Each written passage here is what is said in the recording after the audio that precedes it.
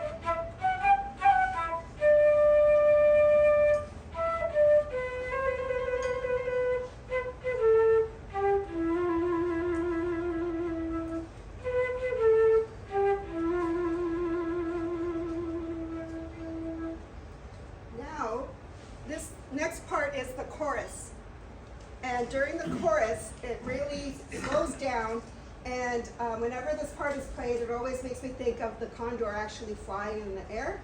And I have this shawl that says the words "I love you" in every language you can think of. Like in Spanish, te quiero, which is the language that a lot of the people that I'm from in Chile speak. Because I love you, je vous aime in French. And I would just like all of you to think about what it would be like if we could conquer with love. Conquer all the hate with love. And if you could just lift up all your dreams on the wings of the condor. So I would like to ask someone who could come up and wear the shawl and fly like have it resemble the wings of the condor.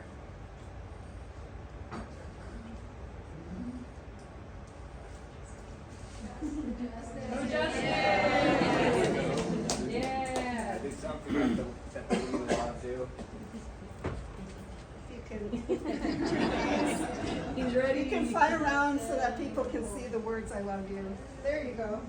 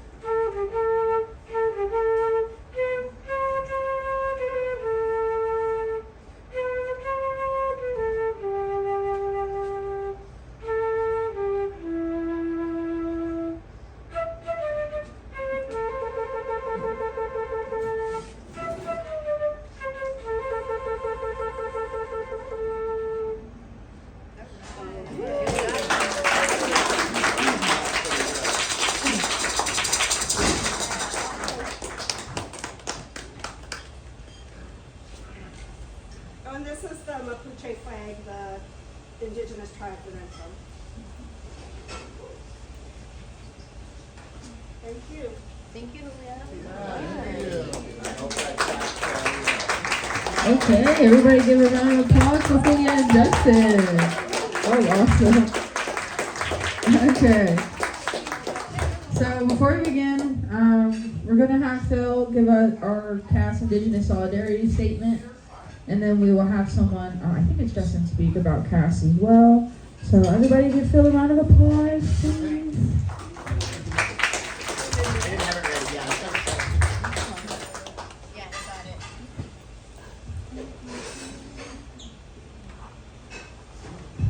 Thank you, Moon. Thank you for everybody who provided food.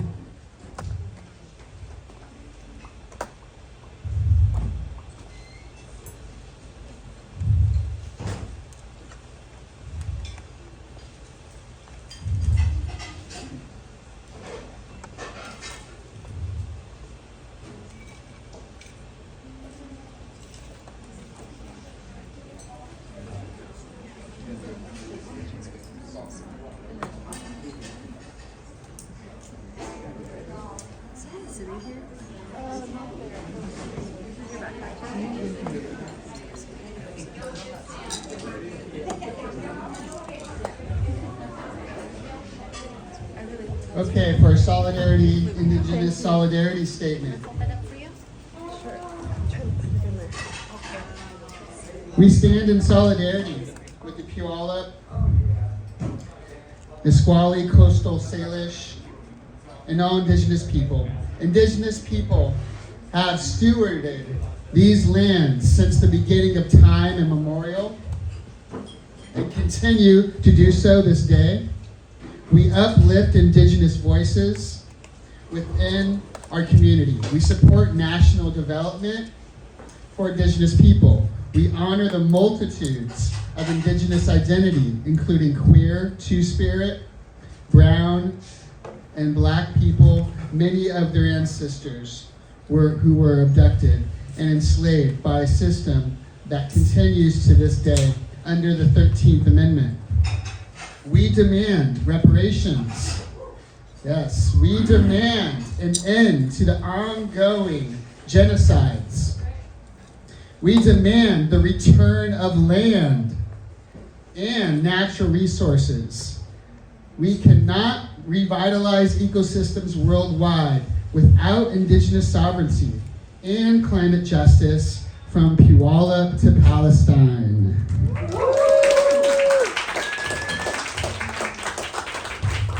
Alright, that was awesome. Okay, I believe, if I'm not wrong, we have Justin, right? Coming up to speak for Cass? Okay, cool. So give it up for Justin one more time. I'm going to have him talk about timelines to the South Sound. Thank you, Moon. Welcome to our Climate Alliance of the South Sound's Fifth Wars Screening this fine spring evening, everyone. My name is Justin Racine, a returning Tacoma resident who's been a member of Cass for a few months, and a happy member of the Blackfoot and Cree Nation through my veteran father, Joseph Racine. Like this? Yes. Cass has helped me in two ways. Improving my recovery from climate trauma through their allyship and understanding, and especially through aid of Ramona's sweat lodge facilities and many other outlets and activities, helping me to be more constructive in our fight, not just against such climate catastrophes built off monopoly capitalism, which has spawned my traumas, but many others I'm sure everyone has dealt with before in the past. I myself have not seen this film to the degree of our more veteran members. However, much like the dedication of those who helped in this documentary's creation, Ramona, Cass, and everyone who stands up for Indigenous sovereignty and climate justice know that this land is worth saving. We're fighting as hard as we can so future generations can prosper. That's right. Whether through her struggle to help set precedent for laws like the Indian Child Welfare Act, or this very film's story of overcoming violations on Indigenous sovereignty and environmental rights through whatever means we ourselves can and have before one by example. It is thanks to Cass's work to unite workers, Indigenous sovereignty, and climate justice that I have found aid from the stress of our current climate shifts. Along with knowledge, we do not have to be alone in these trials. Even when these profit-hungry forces in our city invest in toxic, alienating prisons like Northwest Detention Center forcing its way into our community structures, or corporations utilizing liquid natural gas centers built into places more hazardous to our environment long term.